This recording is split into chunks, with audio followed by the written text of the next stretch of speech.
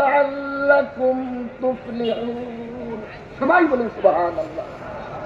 আল্লাহ পাক বলেন, ওহে আমার ঈমানদারেরা, যারা আমাকে আমার প্রতি ঈমান এনেছো, বিশ্বাস করেছো, আমাকে ভালোবেসেছো, তোমরা যখন জিহাদের ময়দানে, যুদ্ধের ময়দানে শত্রু বাহিনীর মোকাবেলা করবে, তখন তোমরা অবিচলিত থাকবে, মজবুত থাকবে, ইস্তেকামাত থাকবে এবং আল্লাহ পাকের জিকির খুব বেশি বেশি পরিমাণে করবে।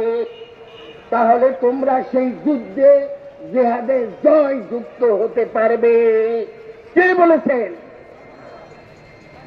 আমাদের নায়েবে আমিরুল মুজাহিদিন শাইখে চরমোনাই মুফতি আল্লামা সৈয়দ ফয়জুল করিম সাহেব, তিনি আমাদের আমিরুল মুজাহিদিন হযরত পীর সাহেব হুজুর চরমোনাই নির্দেশ ক্রমে 5ই আগস্ট ঢাকার রাজপথে নেমেছিলেন কিনা বলুন?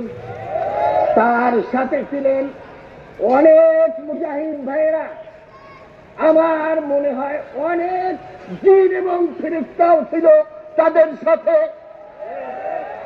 তারা জিকির